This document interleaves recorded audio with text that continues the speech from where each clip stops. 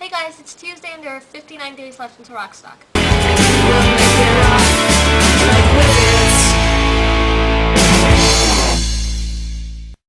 And I just had the most amazing weekend at Dragon Con. Oh my god, it was so freaking awesome. Um, so I think I might have slept like an hour, maybe. We got up at 2 in the morning and drove down there, got there around 5. And I'm so glad we did that because we avoided a long time waiting to register. We were one of the maybe first 10 to 20 people registering. It was really awesome. I have some footage from the registration line. Once we went in, it was kind of like a maze, or as Susie would put it. I am a cattle, and we're all cattle. We're cattle? And you're filming that. Yes.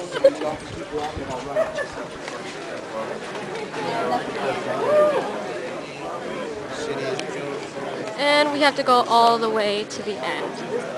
This will be fun.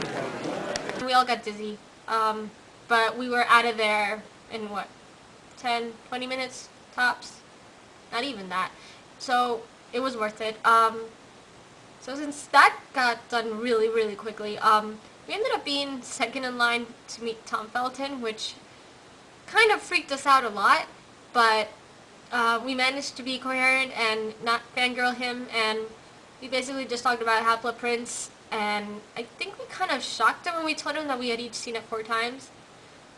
And we also ended up talking about Wizard Rock, which was really cool. And we saw him again at a Q&A later in the day, which was hysterical. I don't think I'd laughed that much in a long time. He's just really funny. I'll add a couple clips here. Had you read all of the books prior to filming your first film?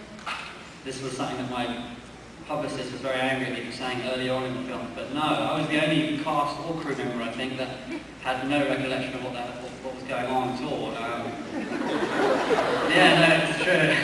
I remember for the first open auditions, because of course they had every Harry Potter fan in the country, they lined us up and Chris Columbus was asking each one of us what scene you were looking forward to seeing in the book turned into the film. And getting halfway through, I thought, oh my god, man, I don't know, I've never read the book, I have no idea what I'm going to say.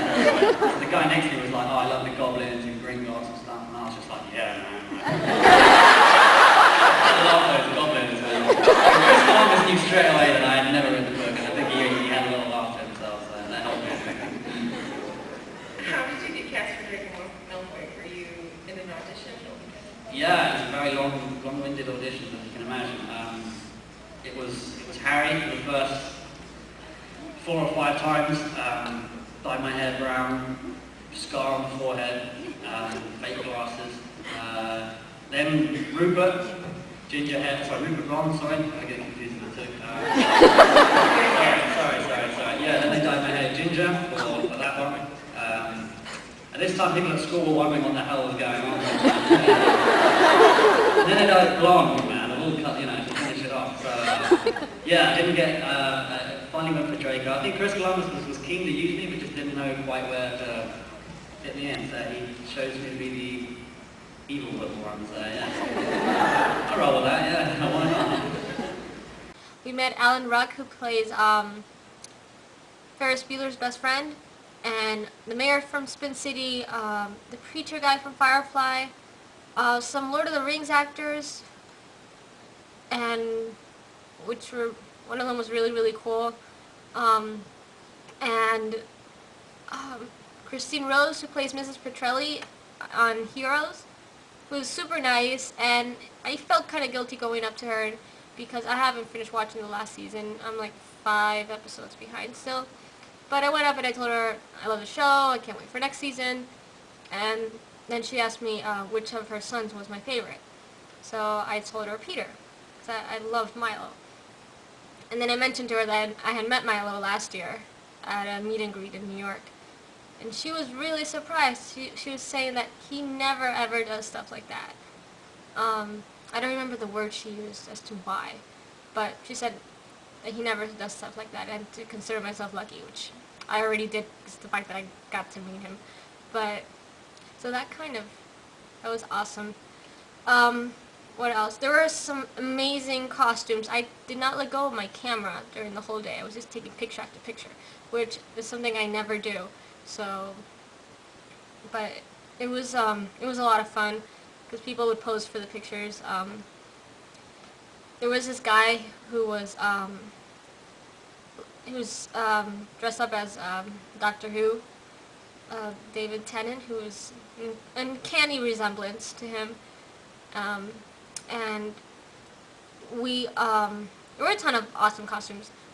We were also playing Jane hats, kind of like cows, but there were so many Jane hats that whenever we saw one, we just shouted it.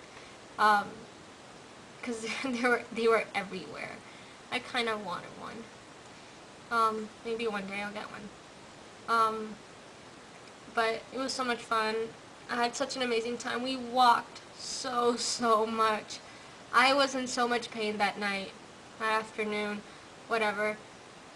It was totally worth it. Next year, we're dragging everyone. We are going all 4 days.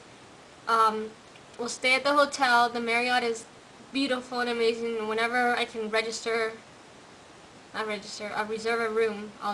And if there's no deposit, I'll get it, because we have to go all 4 days, everyone in costume, because it's a lot of fun, and I wish I'd gone in my Hogwarts uniform. But we can do that next year. I cannot wait. Yeah, I think that's it. Fran, I'll see you tomorrow.